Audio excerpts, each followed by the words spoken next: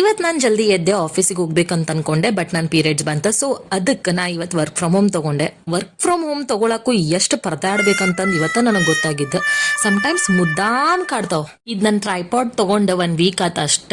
Already ಇದ್ರ flash light ಮೂರ ಬಟ್ಟೆ ಮಾಡಿಟ್ಟೇನಿ. ಅದಕ್ಕೆ ನಮ್ಮ ಮಾವು ಹೇಳ್ತಿದ್ದೆ, ನಿನ್ ಕೈ ಒಳಗೆ ಯಾವ ಸಾಮಾನು ತಡೆಯಂಗಿಲ್ಲ ಅಂತೇಳಿ. ನನ್ಗೆ ಇವಾಗ ಗೊತ್ತಾಗತ್ತೆ. ಭಾಳ ಆಸೆ ಆಗತ್ತಿತ್ತ ಏನೈತಿ ತಿನ್ನಾಕ್ ನೋಡೋನ್ ತಡಿ ಅಂತಂದ್ರೆ ಇದು ನೆನಕ್ ಹಾಕಿದ್ ಕಾಳಿದ್ದು. ಬಟ್ ನನಗೆ ತಿನ್ನಾಕ ಯಾಕೋ ಮನಸ್ಸು ಬರ್ಲಿಲ್ಲ. ಸೊ ನಾ ಕೆಳಗೆ ಹೋಗಿ ನಮ್ಮ PG ಕೆಳಗೆ ಏನ್ ಮಾಡ್ಯಾರ ಇವತ್ತ ಅಂತ ನೋಡ್ಕೊಂಬರಕಂತ ಹೋದೆ.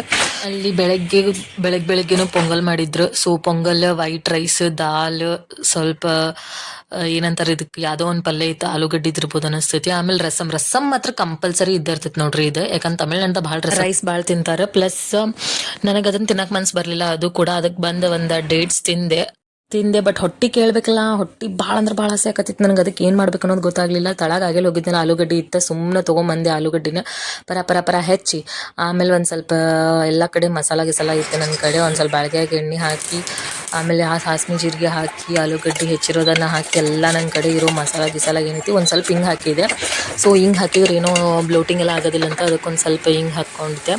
ಆಮೇಲೆ ಎಲ್ಲ ಮಸಾಲೆ ಗಿಸಾಲೆ ಏನೇನೈತಿ ನನ್ನ ಕಡೆ, ಅರಿಶಿನ ಪುಡಿ, ಉಪ್ಪು, ಖಾರ, ಒಟ್ನಲ್ಲಿ ಏನೇನು ಇತ್ತು ನನ್ನ ಕಡೆ ಮಸಾಲ, ಎಲ್ಲ ಮಸಾಲನೂ ಹಾಕಿದೆ. ಹಾಕಿಂದ ಲಾಸ್ಟ್ ಒಂದು ಸ್ವಲ್ಪ ಹೊತ್ತು ನೀರು ಹಾಕಿ ಸ್ವಲ್ಪ ಬೇಯಿಸಿಟ್ಟು, ಆಮೇಲೆ ಅನ್ನ ಏನಿತ್ತಲ್ಲ ಅದನ್ನೊಂದು ಸ್ವಲ್ಪ ಹಾಕಿ ಕಲಿಸಿದೆ. ಸೊ ಇದಕ್ಕೆ ನಾನು ಹೆಸರು ಕೊಟ್ಟಿರೋದು 1 ಪಾಟ್ ರೈಸ್ ಆಫ್ ಆಲೂಗಡ್ಡೆ ಅಂತ. ನೀವು ಏನಾರ ಕರ್ಕೊಂಡು ಹೋಗ್ರಿ. ಬಟ್ ನಾನಂತೂ ಆಲೂಗಡ್ಡೆ ರೈಸ್ ಅಂತ ಹೇಳ್ತೇನೆ ಸಿಂಪಲ್ಲಾಗಿ. ಸೊ ಆಲೂಗಡ್ಡೆ ರೈಸ್ ರೆಡಿ ಆಯ್ತು. ಇದನ್ನ ಕುತ್ಕೊಂಡು ತಿಂದು ಮಜಾ ಮಾಡಿ ಎಂಜಾಯ್ ಮಾಡಿದೆ. ಮೀಟಿಂಗ್ ಐತಂತ ನೆನಪಾತ. ಆಮೇಲೆ ಮೀಟಿಂಗ್ ಕೇಳ್ಕೊಂತನ ಅಲ್ಲೇ ಊಟ ಮಾಡಿದೆ. ಮಾಡ್ಕೊಂಡು ತಿಂದೇನೆ ಅನ್ಕೊಟ್ಲೆ ಮತ್ತೆ ಬಾಂಡೆ ಅಂತೂ ಬಿದ್ದಿರ್ತಾವ. ಸೊ ಇವನ್ನೆಲ್ಲ ನಾನ ತಿಕ್ಬೇಕೀಗ.